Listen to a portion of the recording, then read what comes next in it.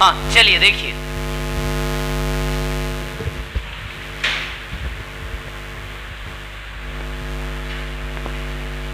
ये सीरीज है, इसका आपको 10 टर्म्स तक का सम निकालना है। इसको क्या लिख सकते हैं आप, 10 + 6। सीरीज का योग करना है ना आपको, योग। इसको क्या लिख सकते हैं आप, 100 + 10। इसको क्या लिख सकते हैं, +14। इसको क्या लिख सकते हैं, 10,000 + 18 dash dash dash up to 10 terms, है ना। चलिए, तो इसको हम 10 + 100 + 1000 + 10,000 dash dash up to 10 terms, है ना, प्लस 6 +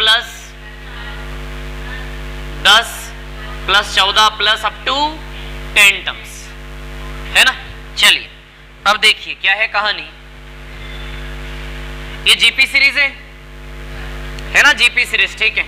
जीपी सीरीज का सम का फॉर्मूला क्या होता है, a r की पावर n - 1 r - 1, और इसके सम का फॉर्मूला n/2 2a +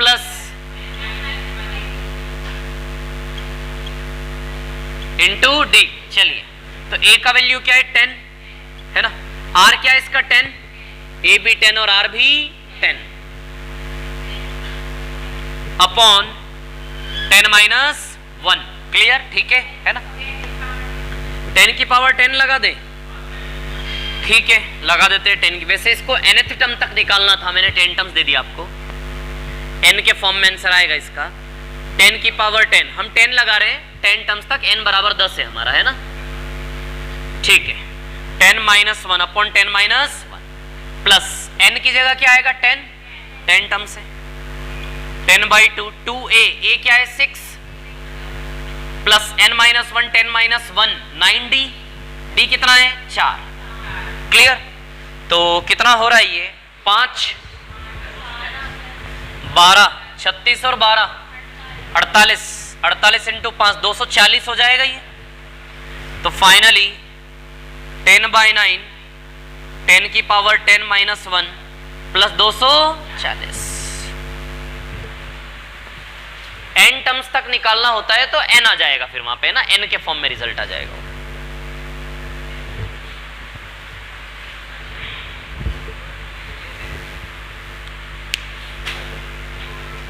मिटा दूं, जल्दी लिखो।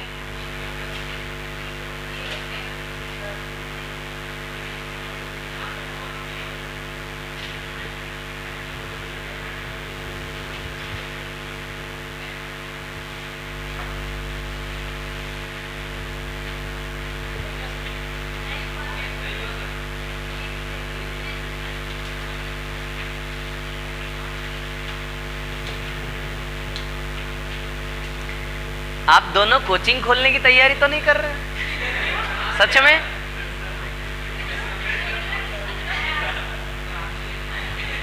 हाँ हाँ सही है, नहीं नोट्स तो प्रॉपर बनाते होंगे आप लोग, नहीं तो देना ना मुझे, फिर कॉपी करवा के बुक निकाल देंगे, आपका भी नाम लिख देंगे उसमें, है ना, है कि नहीं, स्टूडेंट का सहयोग मिला ऐसे करके नाम लिख देंगे ना उसमें। हाँ सही है यार, बहुत अच्छा आइडिया दिया है आपने, सच में बुक बना ही देता हूं मैं।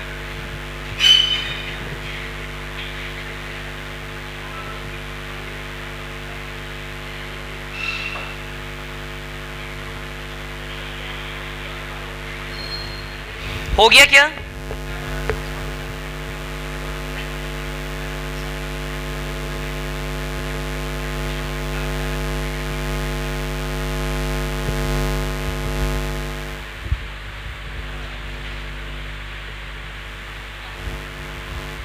हो गया?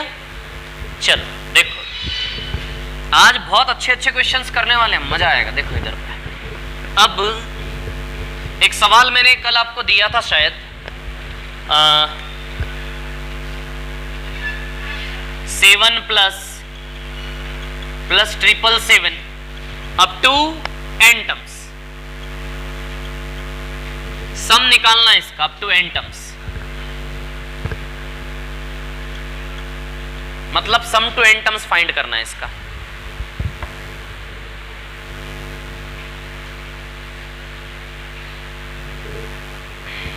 बता दो क्या सीधे? चल देख क्या है कहानी। यहां से जीपी सीरीज बनेगी, कैसे बनेगी? बहुत कॉमन टाइप के सवाल है ना। 7 कॉमन निकालेंगे, अंदर क्या बचेगा? ऐसा बचेगा up to n terms. Clear? अब कुछ नहीं करेंगे, 9 का डिवाइड करेंगे, इसमें 9 का मल्टीप्लाई करेंगे पूरे में, 9 का डिवाइड करेंगे और 9 से मल्टीप्लाई करेंगे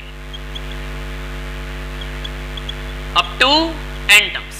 समझ में आया? 9 का डिवाइड दिया और 9 का मल्टीप्लाई। चलिए अब इस 9 को 10 - 1 लिख सकते हैं, 100 - 1, 1000 - 1 अप टू n टर्म्स। अब अलग अलग कर लेते हैं। 7/9, 10 + 100 + 1000 अप टू n टर्म्स।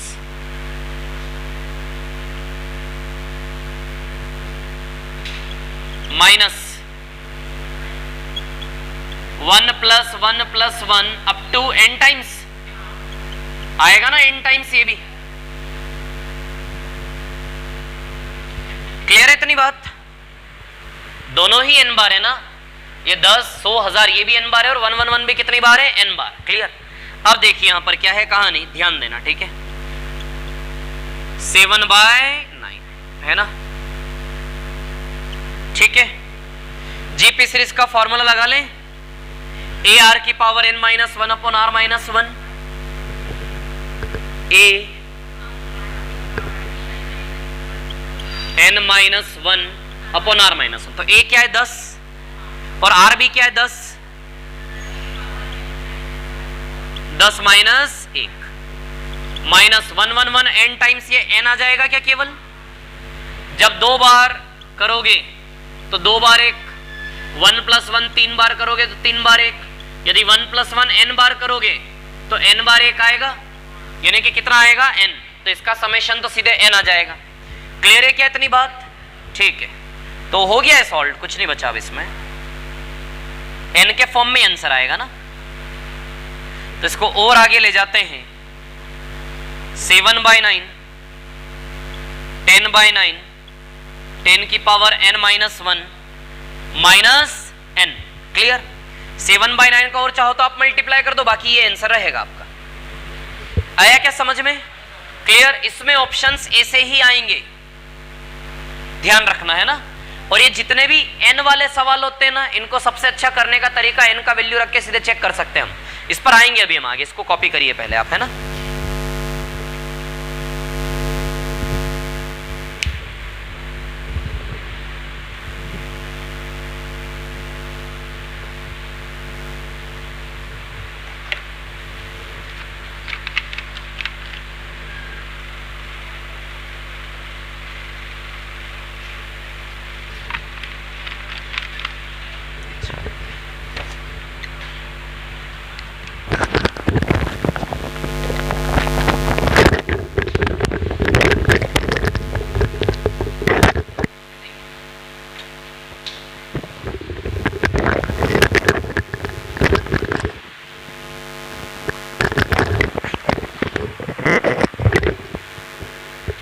हो गया क्या?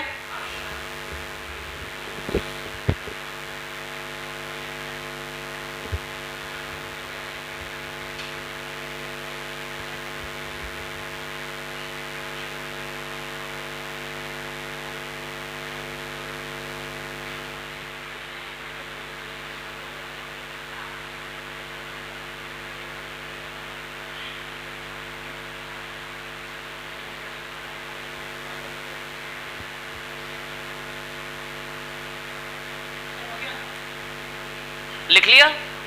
कोई दिक्कत? ठीक, चलो चलते हैं आगे।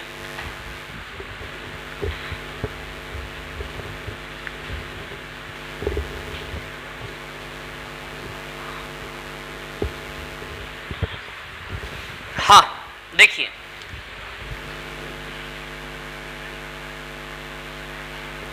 इसको छोड़िए, पहले एक सवाल लिखिए आप, लिखो सवाल।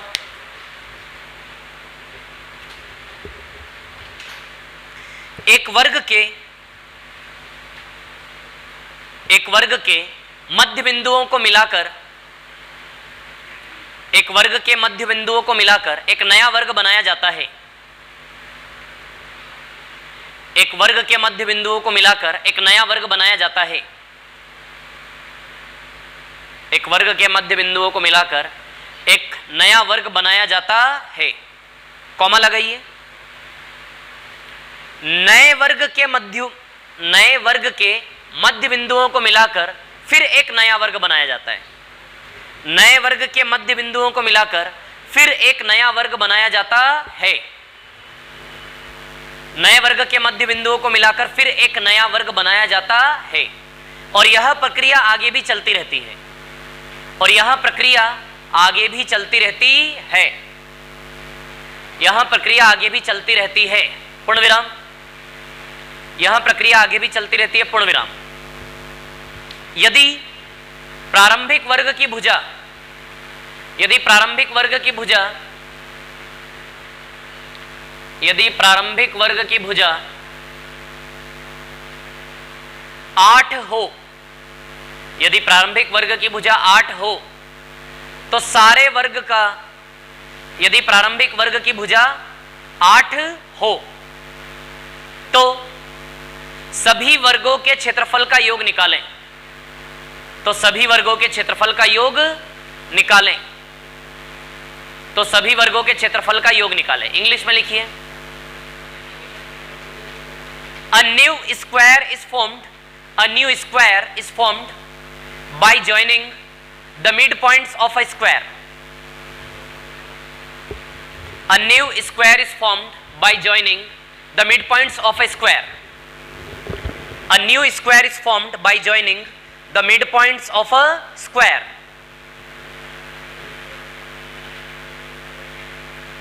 कॉमा लगाइए।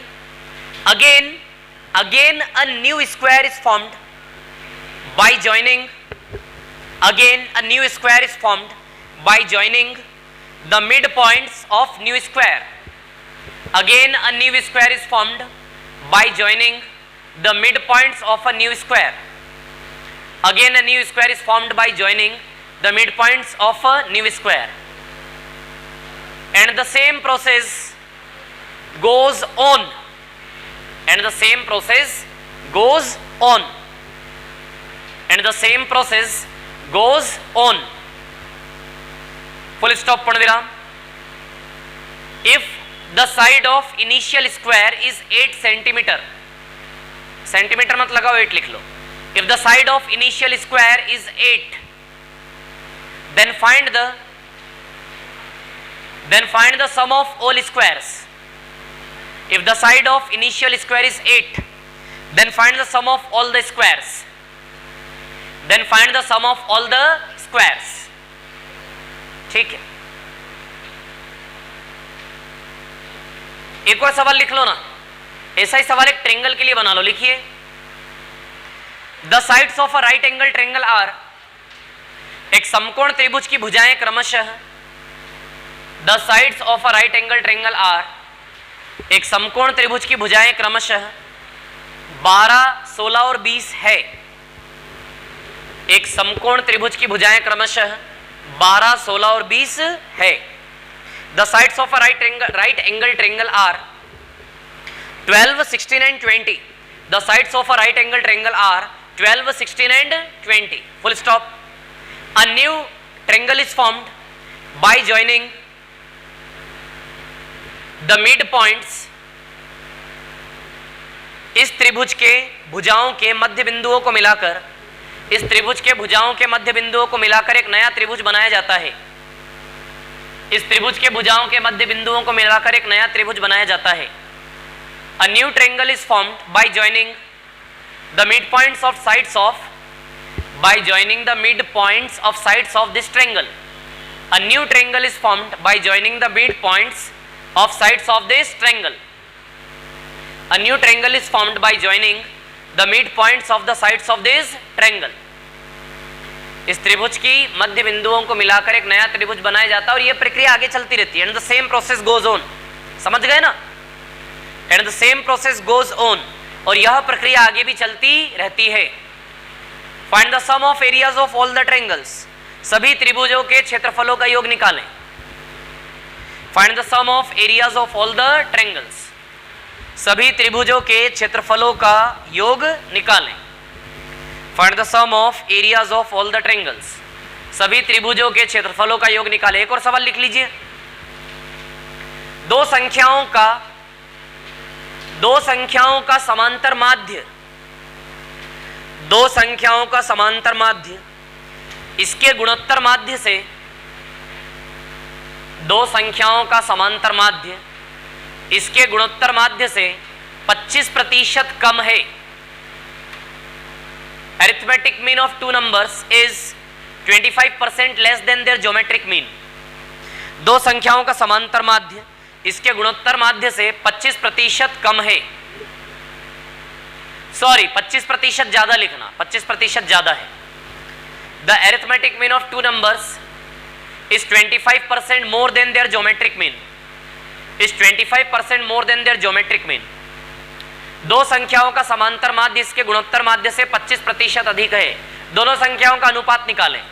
Find the ratio of both the numbers. दोनों संख्याओं का अनुपात निकालें। Find the ratio of both the numbers. चलो पहले सवाल पर आते हैं।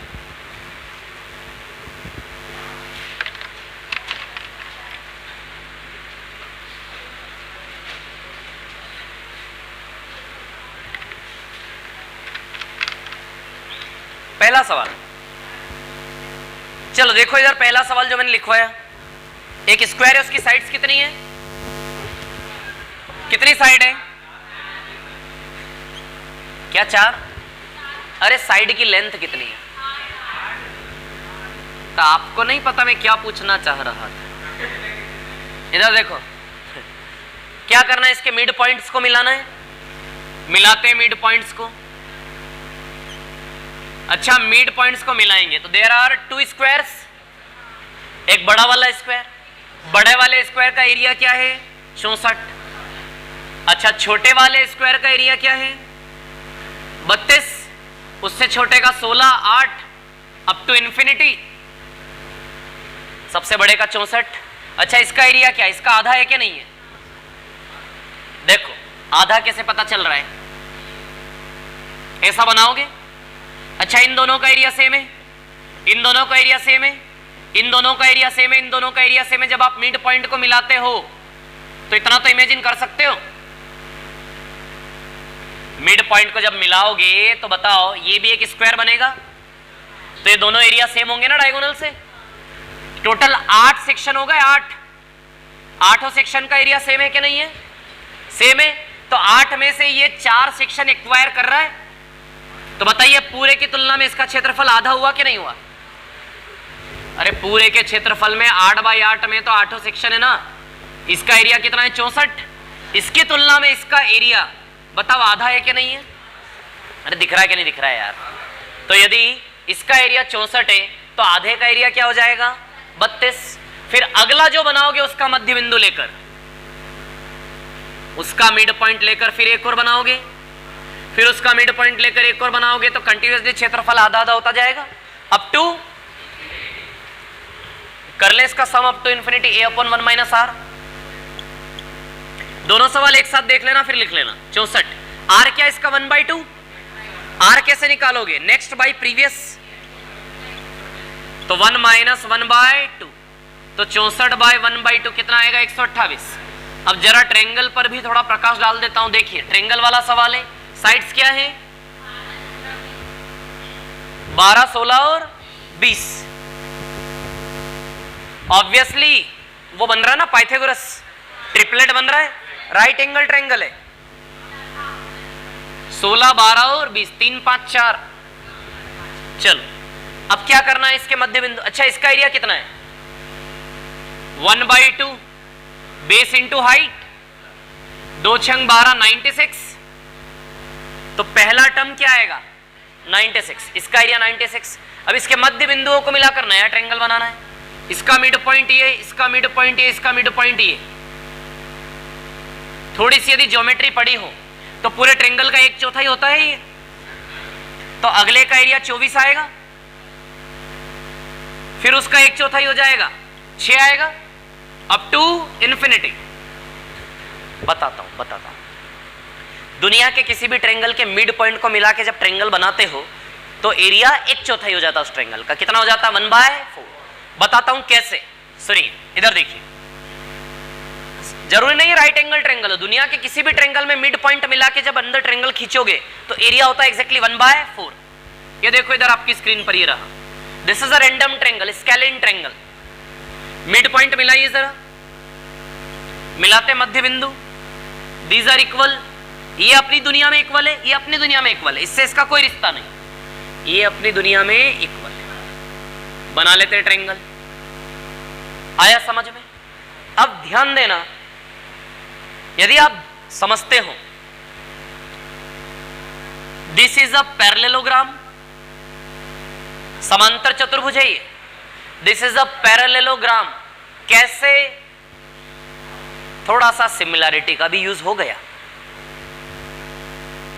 केवल में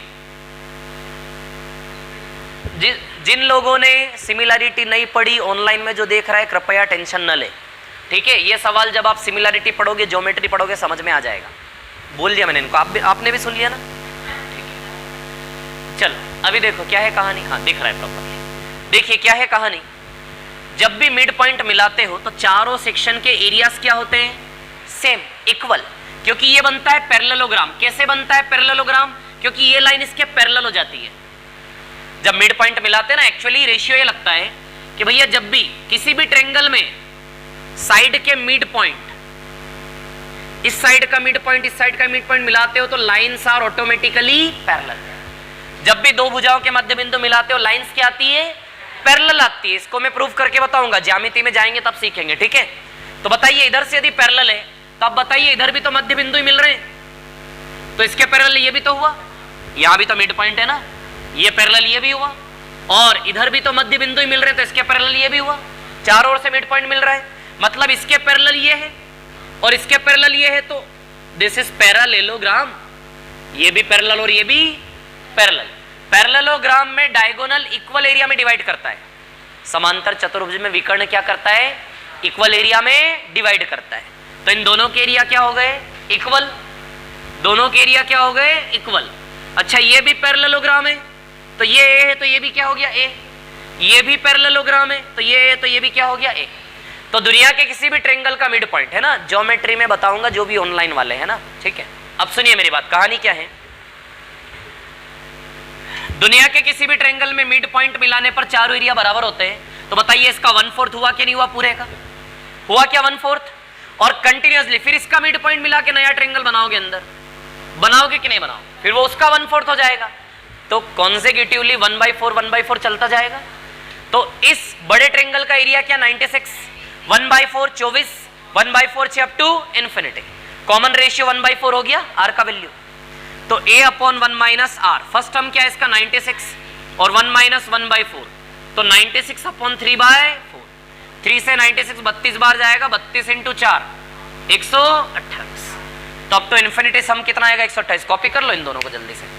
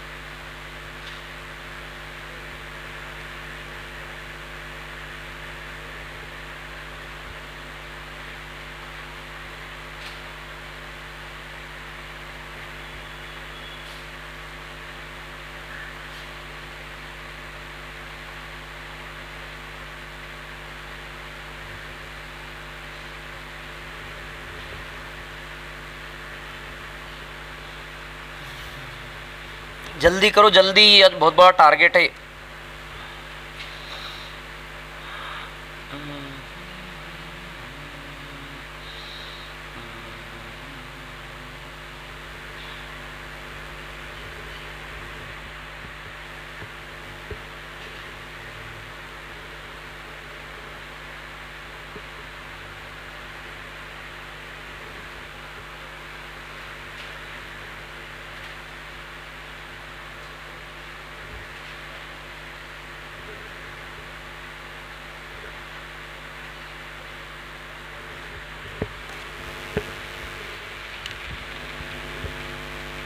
कुछ नहीं समझ में आए, लिंक ब्रेक हो जाए तो बोल देना, बता दूंगा फिर से।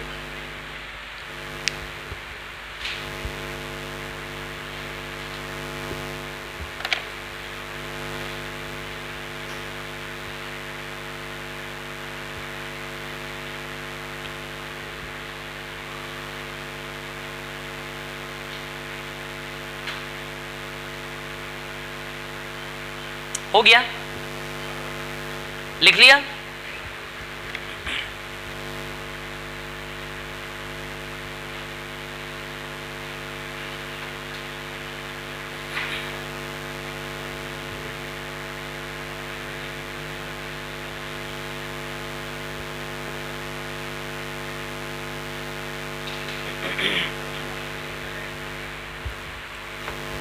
हो गया क्या?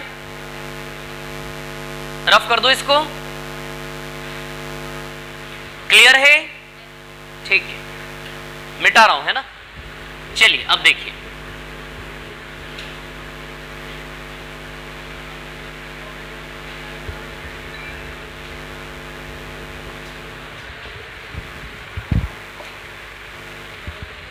हाँ देखिए,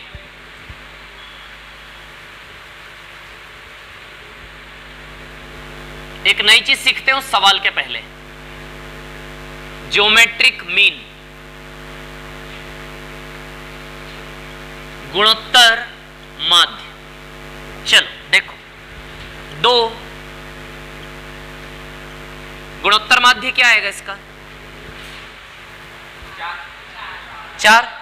ज्योमेट्रिक मीन निकालना है। क्या निकालना है? Geometric mean. ऐसा नंबर डालो कि जीपी सीरीज फॉलो हो जाए। आई बात समझ में? 2 दूनी 4, 4 दूनी 8, 2 2 जा 4, 4 2 जा 8, 2 जा 2 जा चल जाएगा, जीपी सीरीज कंफर्म हो जाएगी। क्या आना चाहिए यहाँ पे? 4। या फिर ऑप्शन है आपके सामने 1 2 3 4, क्या आएगा? 5 और 6 लिख देता हूं, क्या आएगा? 4 आएगा। यदि हम 4 लगाते हैं तो बताइए डबल डबल का रिलेशन आ रहा है कि नहीं आ रहा है? तो आंसर विल बी 4। आई बात समझ में? या फिर A B C, यही है ना ज्योमेट्रिक मीन, उसको हम क्या मान लेते हैं? B। तो जो A बाई B का रेशियो वही B बाय C का होगा कि नहीं होगा? जो A बाई B का रेशियो वही किसका रेशियो? B बाय C का। आती बात समझ में? क्योंकि रेशियो सेम है ना, R सेम है ना, ठीक है, तो रेशियो क्या हो जाएगा? सेम। तो यहां से B स्क्वायर बराबर कितना आएगा? AC। तो B का वैल्यू क्या आएगा? Root AC। यानी कि किन्हीं भी दो नंबर का ज्योमेट्रिक मीन कैसे निकालोगे? उन दोनों का मल्टीप्लाई करके क्या कर लो? रूट। किन्हीं भी दो नंबर का गुणोत्तर माध्य निकालने का फॉर्मूला क्या बना? आसपास के दोनों को गुणोत्तर माध्य B है ना, तो आसपास के दोनों को मल्टीप्लाई करके क्या कर लो? Square root. आई बात समझ में? या फिर ऑप्शन से कर ही सकते हो, कोई प्रॉब्लम नहीं है इसमें तो, ठीक है। तो कितना आ जाएगा? Root AC। तो इसको भी आप रूट 2 × 8 करके ला सकते थे, कितना आ जाता? 4। आ जाता कि नहीं आ जाता? तो एक फॉर्मूला बना लिया हमने ज्योमेट्रिक मीन निकालने का। आई बात समझ में? अब ये तो क्या था? किन्हीं दो नंबरों के बीच में एक ज्योमेट्रिक मीन, ये हमने क्या निकाला? किन्हीं दो नंबरों के बीच में एक ज्योमेट्रिक मीन। यहां पर दो नंबरों के बीच में दो ज्योमेट्रिक मीन भी आ सकते हैं, 3 भी, 4 भी, 5 भी, है ना। तो अब जैसे फॉर एग्जांपल यहां पर 3 है ना,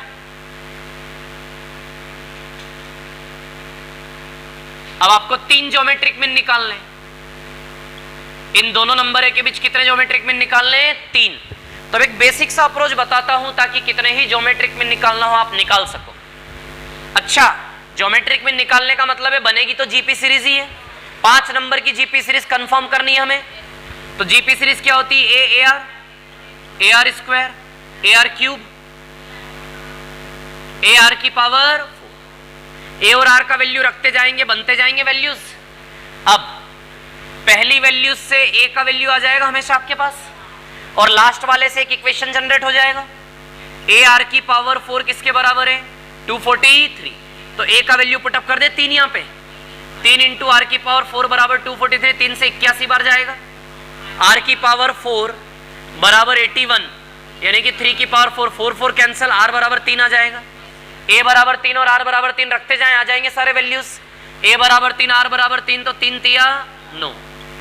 ए बराबर 3 और आर बराबर 3, तो 9 तिया 27।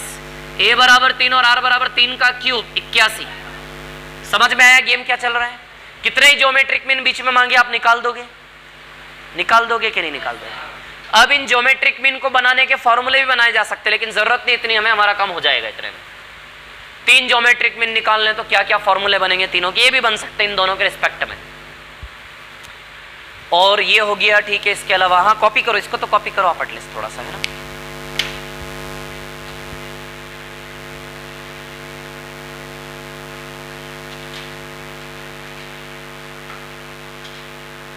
अब देखो इन सवालों का ऐसा है कि ये सवाल जब थ्योरेटिकल स्कूल में थे तो काम के होते थे, अब ऑप्शनल में तो काम के नहीं है।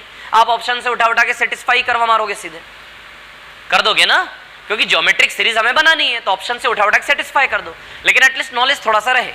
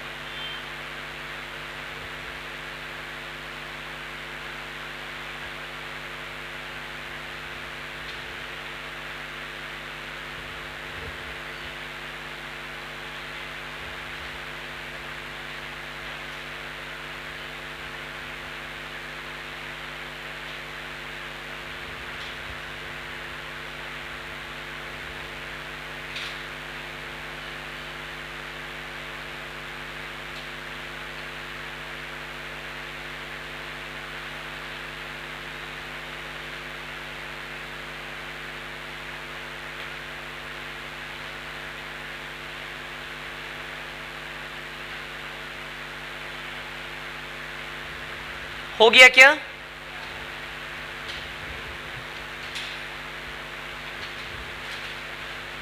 कर लिया कॉपी इसको? ठीक, रफ कर दूं? ठीक। मतलब एक फॉर्मूला हमने बनाया कि किन्हीं भी 2 नंबर का ज्योमेट्रिक मीन क्या होता है, रूट ए बी। किन्हीं भी 2 नंबर का गुणोत्तर माध्य क्या होता है, रूट ए बी। और किन्हीं भी 2 नंबर का समांतर माध्य अरिथमेटिक मीन यानी कि एवरेज। अरिथमेटिक मीन कुछ नहीं होता है, क्या होता है, एवरेज। आई बात समझ में? तो अरिथमेटिक मीन कैसे निकालोगे आप, average a plus b by 2। तो किन्हीं भी 2 नंबर का अरिथमेटिक मीन यानी कि समांतर माध्य a प्लस बी बाई 2 और गुणोत्तर माध्य क्या होगा, रूट ए बी। अब जैसे फॉर एग्जाम्पल आपके सामने सवाल आया, इसका ज्योमेट्रिक मीन आपको निकालना है, गुणोत्तर माध्य। तो किसी भी ज्योमेट्रिक प्रोग्रेशन का गुणोत्तर माध्य बीच वाला टर्म होता है, क्या होता है, बीच वाला टर्म। इसका गुणोत्तर माध्य क्या है, 6। एक तो मिसिंग वैल्यू आ गई, तो मिसिंग वैल्यू आप निकाल रहे हो। लगातार सीरीज दे दी और उसका ज्योमेट्रिक मीन पूछा है, तो ज्योमेट्रिक मीन क्या होता है, बिल्कुल मिड वैल्यू। अब सवाल ये उठता 4 टर्म आ गए तो फिर क्या होगा, तो बीच के 2 का ज्योमेट्रिक मीन, जैसे फॉर एग्जाम्पल 3, 9, 27 और 81, इसका ज्योमेट्रिक मीन। तो इसका ज्योमेट्रिक मीन बीच के 2 का ज्योमेट्रिक मीन आप निकालोगे। किसका निकालोगे, बीच के 2 का। तो 9 और 27 का ज्योमेट्रिक मीन कैसे आएगा, ऐसे आएगा कि नहीं आएगा? जब भी बीच में 2 नंबर आ जाए तो उस सीरीज का ज्योमेट्रिक मीन कैसे निकालोगे, बीच के 2 नंबर का ज्योमेट्रिक मीन आपको निकालना है। आती है बात समझ में? या फिर दूसरा तरीका इसका यह है कि भैया 3 नंबर का ज्योमेट्रिक मीन निकालने के लिए तीनों का मल्टीप्लाई करके पावर क्या कर दो, यहां से पैटर्न बनाओ। देखो 2 नंबर का ज्योमेट्रिक मीन निकालने के लिए पावर 1/2 लगाते हो कि नहीं लगाते हो? तो 3 नंबर के ज्योमेट्रिक मीन के लिए क्या लगाओगे, पावर 1/3। 4 नंबर के ज्योमेट्रिक मीन के लिए क्या लगाओगे, पावर 1/4। आ रहा है, पैटर्न फॉलो हो रहा है? ऐसे भी कर सकते हो। आई बात समझ में? ठीक है। 2 नंबर के ज्योमेट्रिक मीन के लिए पावर 1/2, 3 के लिए पावर 1/3, 4 के लिए पावर 1/4, 5 के लिए पावर 1/5। इससे भी आपकी गाड़ी चलती रहेगी। आता है क्या समझ में? इसको लिख लो थोड़ा सा। कहां पे 0 नहीं है वो? हाँ 2 6 18 ना, हाँ, तो इन 3 नंबर का ज्योमेट्रिक मीन निकालना है ना, वहां 2 का निकालना है। 8 और 16 का ज्योमेट्रिक मीन निकालो। हाँ, तो निकालने के बाद आप बीच में डाल के उसको 3 बोल रहे हो। निकालना तो 2 का ही था ना आपको। अच्छा, 4 का ज्योमेट्रिक मीन निकाल लोगे तो 4 का ज्योमेट्रिक मीन यहाँ बीच में आके बैठेगा, तो क्या आप 5 नंबर बोल दोगे फिर उसको? आ रहा है, समझ में आ रहा है ना, मतलब है ना। ज्योमेट्रिक मीन मिला के आप नंबर ऑफ टर्म्स बढ़ा रहे हो, तो उससे तो कोई सेंस ही नहीं है ना। वो तो जो बेसिक नंबर दिए उनका ज्योमेट्रिक मीन निकाल लो आप। अब वो रेंज के अकॉर्डिंग तो बीच में आएगा, वो आएगा, इसका मतलब ये थोड़े नंबर 3 बना देंगे हम।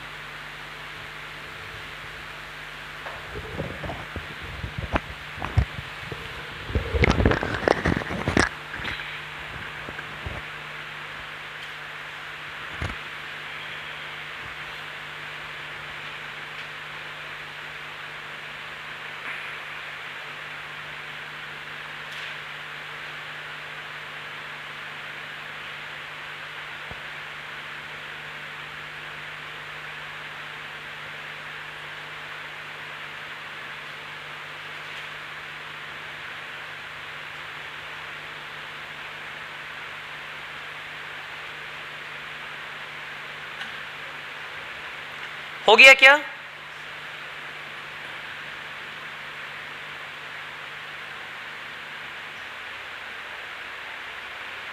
कर लिया कॉपी इसको? ठीक।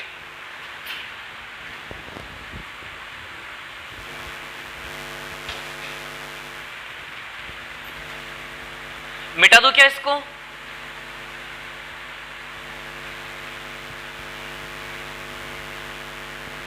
लिख लिया सभी ने? ठीक है।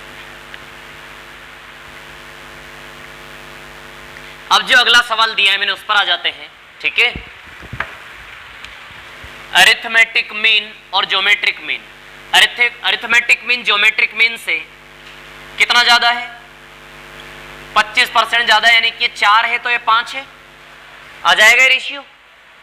तो अरिथमेटिक मीन से ज्योमेट्रिक मीन का रेशियो क्या आएगा? 5/4। अच्छा, वो 2 नंबर, हाँ फिर 25% ज्यादा बोला था ना। 25% ज्यादा का मतलब है 100 तो 125 काटोगे तो 5 4 आ जाएगा। अच्छा, वो 2 नंबर जिनकी सवाल बात कर रहा है, हम मान लेते हैं स्मॉल ए और स्मॉल बी, तो इन दोनों का अरिथमेटिक मीन क्या आएगा? a + b/2। और ज्योमेट्रिक मीन क्या आएगा? √ab आएगा ना। अरिथमेटिक मीन और ज्योमेट्रिक मीन आएगा इस प्रकार से, a + b/2 और ab का √ab। क्लियर? अच्छा, 2 नीचे आ जाएगा, a + b/2 √ab।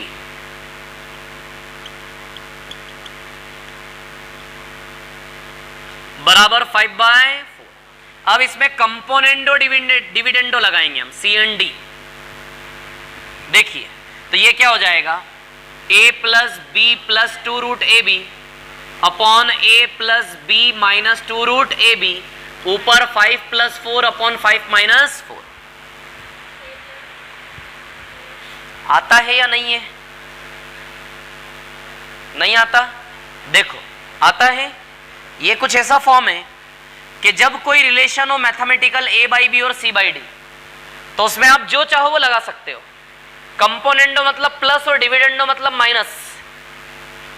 तो इसको आप चाहो एक पैटर्न में, दोनों और सेम पैटर्न में चेंज होगा, a + b a - b, c + d और c - d, a + b upon a - b, c + d upon c - d, same pattern में। आप चाहो तो केवल ऊपर ऊपर खेल सकते हो,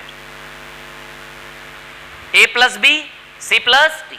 आप चाहो तो केवल माइनस माइनस भी प्ले कर सकते हो, जो प्ले करना हो वो प्ले कर सकते हो, बट दोनों और क्या होगा? एक जैसा।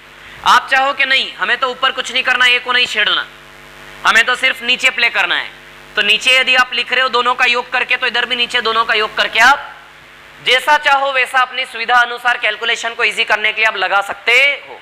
This is componendo dividendo. Hindi में बोलते हैं इसको योगांतर, क्या बोलते हैं? योगांतर अनुपात। और समझ गए ना? हाँ ठीक है। चलो देखो, अभी तो वही मैंने किया। मैंने क्या किया? ऊपर इन दोनों को जोड़ के लिखा और नीचे इन दोनों को घटा के लिखा। क्लियर? तो सेम इधर भी ऊपर इन दोनों को जोड़ के लिखा, नीचे इन दोनों को माइनस करके लिखा। चलो अब आप देख पा रहे हैं शायद ऊपर root A plus root B का होल स्क्वायर बन गया है और नीचे root A minus root B का होल स्क्वायर बन गया है। ऊपर 9 और नीचे क्या बन गया 1। अच्छा इसको क्या लिख सकते हो, रूट ए का स्क्वायर रूट बी का स्क्वायर प्लस 2 इंटू रूट ए इंटू रूट बी लिख सकते हो क्या? समझ गए? ठीक है। चलो अब स्क्वायर हटेगा तो स्क्वायर रूट लग जाएगा। Root A plus root B upon root A minus root B बराबर 3/1।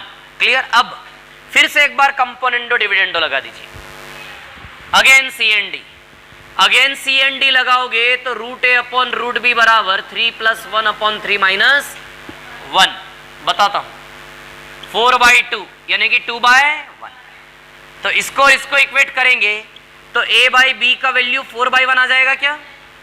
स्क्वायर रूट हटेगा स्क्वायर लग जाएगा 4:1।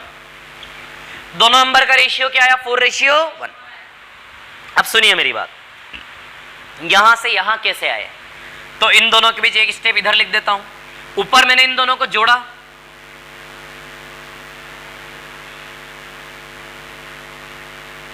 ऊपर मैंने क्या किया इन दोनों को जोड़ के लिखा और नीचे इन दोनों को घटाकर।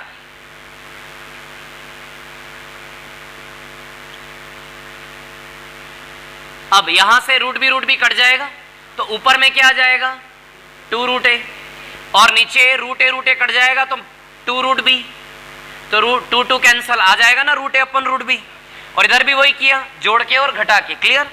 तो a बाई बी का वैल्यू क्या आ गया आपका 4/1। तो नंबर्स का रेशियो 4:1। कॉपी करो इसको।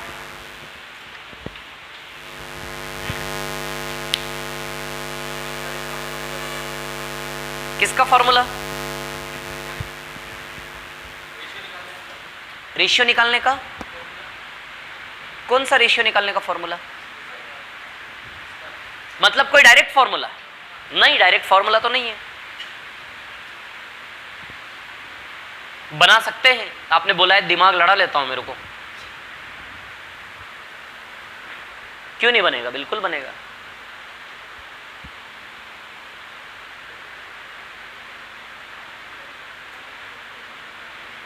You can go through by option, easily आ जाएगा। 4 रेशियोज ऑप्शन में दिए होंगे, उनको नंबर की जगह रख के देख लो, जिससे 25% ज्यादा सेटिस्फाई हो जाए अरिथमेटिक मीन ज्योमेट्रिक मीन से, वो आंसर है। इजी। उसके अलावा और कोई बना रहा हूं, भी चल रहा है प्रोसेस, गोइंग ऑन। जैसे ही बनता है बताता हूं, है ना? आप भी बना सकते हैं। हाँ बिल्कुल बना सकते हैं।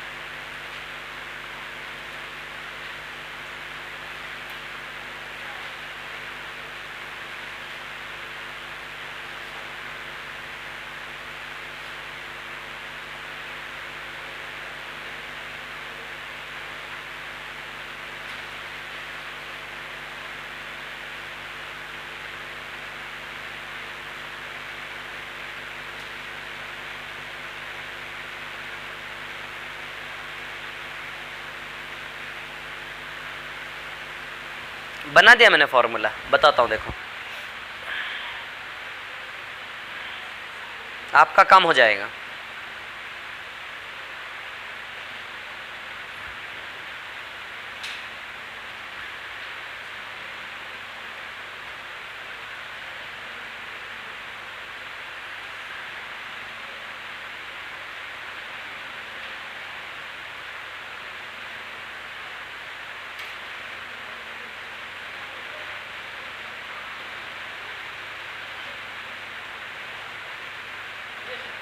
हो गया? लिख लिया? वेरी गुड, बहुत शानदार। कर लिया? कॉपी कर लिया इसको? अब सुनिए, मिटा दूं? देखो तरीका बताता हूं, ध्यान देना। ये जो रेशियो है ना इसको क्या करिए, ऊपर जोड़िए और नीचे क्या करिए, घटाइए, और स्क्वायर रूट लीजिए, क्या आ जाएगा 3/1। एक बार और इसको ऊपर जोड़िए, नीचे घटाइए, है ना, ठीक है। कितना आ जाएगा 4/2, और इसका स्क्वायर कर दीजिए। अरे देखो कितना अच्छा है, देखो सेकंड्स में काम हो जाएगा, इतना रामायण कथा नहीं करना पड़ेगा, इस प्रकार के हर एक सवाल में हो जाएगा। जो भी रेशियो आए उसको जोड़िए, नीचे घटाइए, स्क्वायर रूट लीजिए। आई बात समझ में? क्या आएगा 3/1। फिर से एक बार और वही खेलिए और स्क्वायर कर लीजिए। फिर से एक बार और वही करना है, 3 + 1 3 - 1 और क्या कर लो, होल स्क्वायर। किसी सवाल में क्या करना पड़ गया 3 बार? नहीं करना पड़ेगा, इस प्रकार के सवाल में संभव ही नहीं है। 2 ही नंबर होंगे ए और बी। सोचो आप, इस प्रकार के सवाल में ए और बी दोनों ही होंगे। इस प्रकार के सवाल में ये वाला सी एंड डी वाला कैलकुलेशन कांस्टेंट ऐसा ही रहेगा हमेशा। आप सोच कर देख लो, है ना। तो इसलिए ये पैटर्न हमेशा लागू होगा। दोनों को जोड़ो, नीचे घटाओ, जो आए फिर एक बार और उसके साथ वही करो, और फिर क्या कर लो, उसका परफेक्ट स्क्वायर।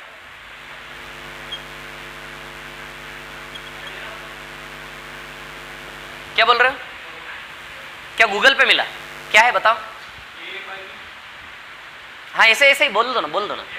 हाँ हाँ, a/b = m +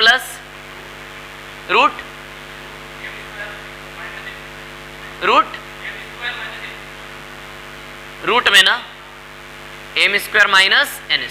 हाँ आगे, upon m - root same -n², और m और n इसको बोला है 5 और 4 को।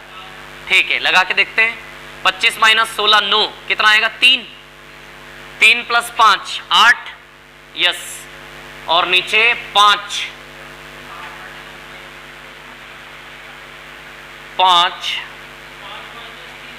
2, यस, वेरी गुड, बहुत बढ़िया, ये बन गया फॉर्मूला।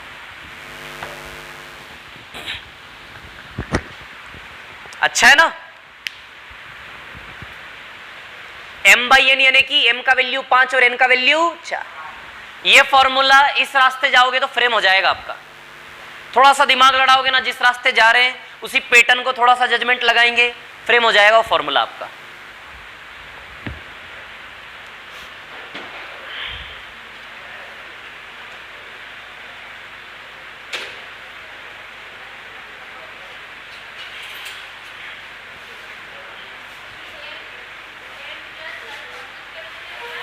m + √m² - n², और नीचे में m- सेम टर्म, ऊपर m प्लस में √m² - n², और नीचे में m- √m² - n²।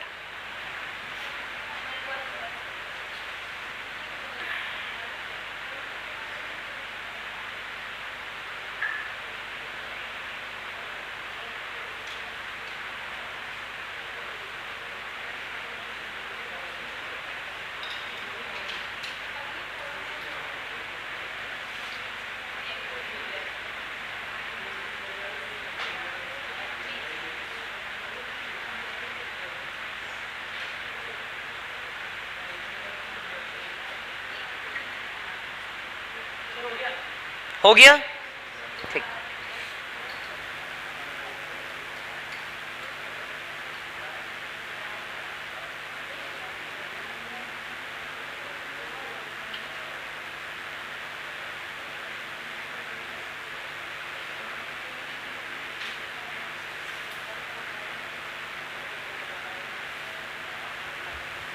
देखो ये फॉर्मूला बन रहा है, यहीं से दिखाऊं? देखिए, ये m है और ये क्या है, n, ठीक है।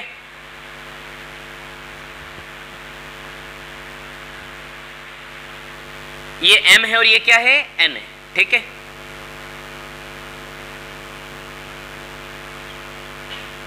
क्या ऐसा ही है ना, मतलब ये आ गया ना हमारे पास।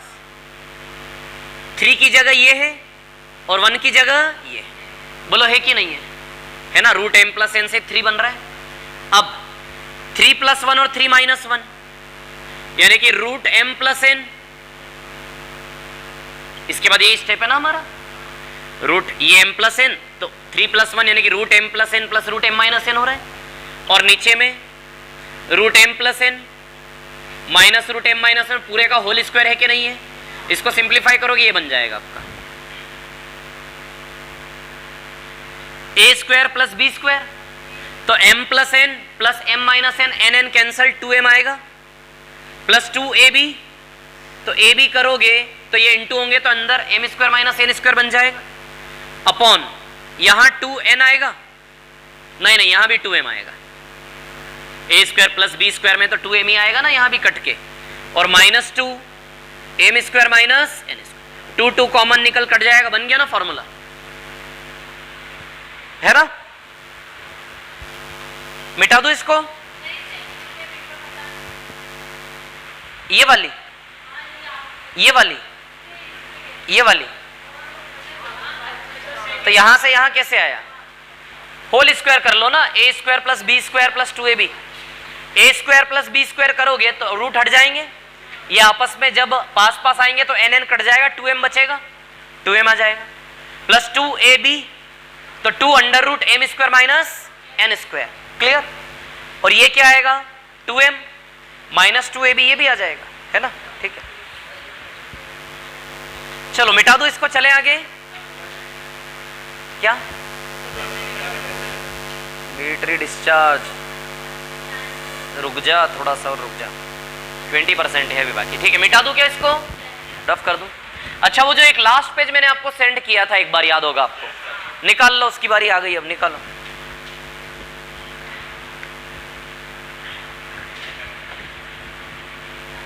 चलो भैया सवाल है आपकी स्क्रीन पर।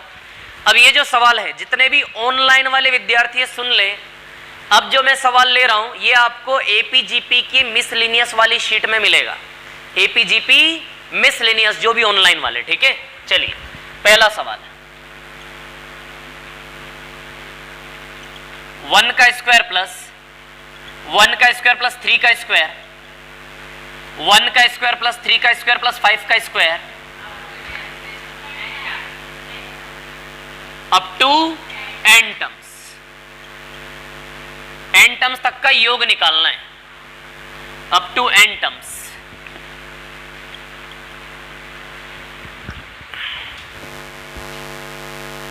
n टर्म्स तक का योग निकालना है, ठीक है। अब सुनना, गहराइयां हैं,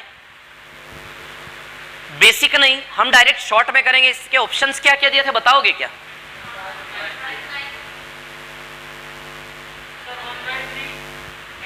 1/3 किसकी? n की पावर 4, फिर प्लस ब्रैकेट में है ये, और आगे कुछ है? ये ऑप्शन ए है। अच्छा ऑप्शन बी क्या है? 1/6, हाँ n, हाँ बोलिए आगे, हाँ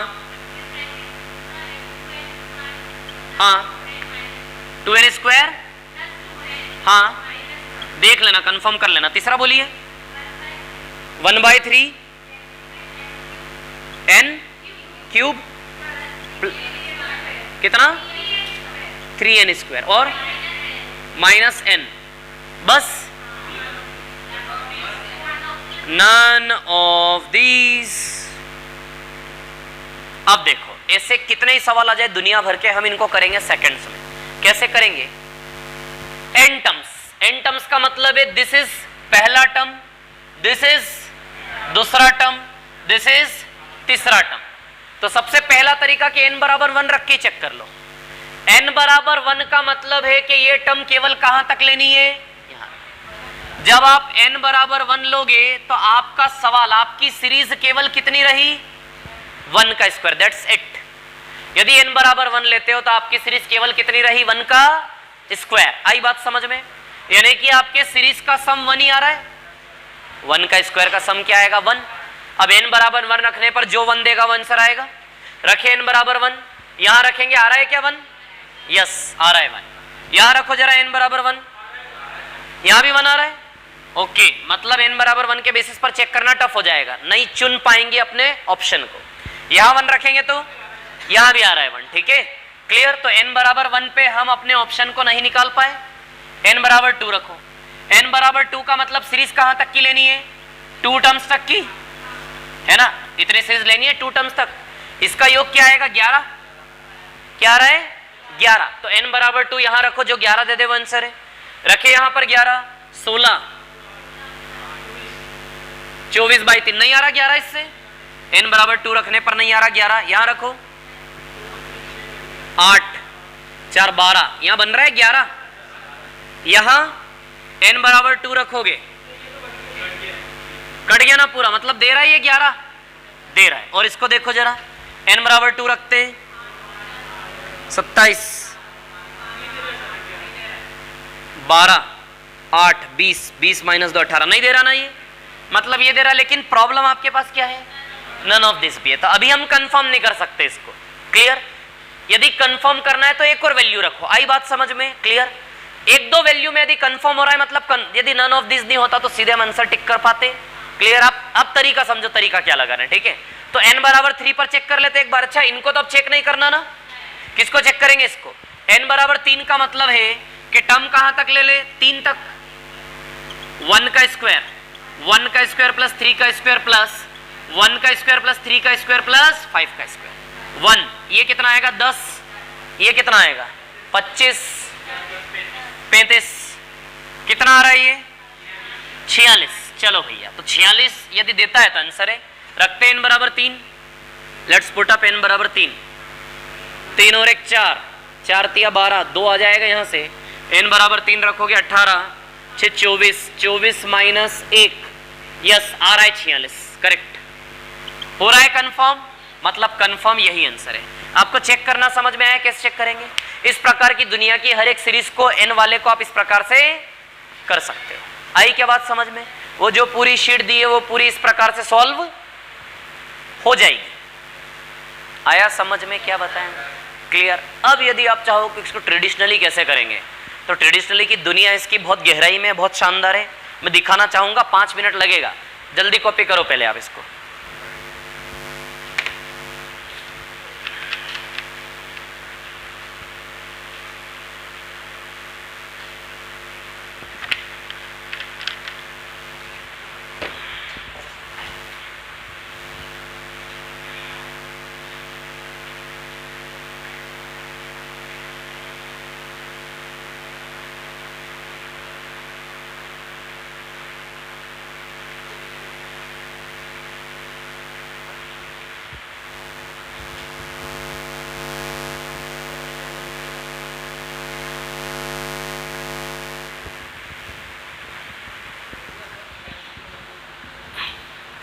कल करेंगे, अब रहने दो, 15 मिनट लग जाएंगे कम से कम, उसमें लंबी कहानी।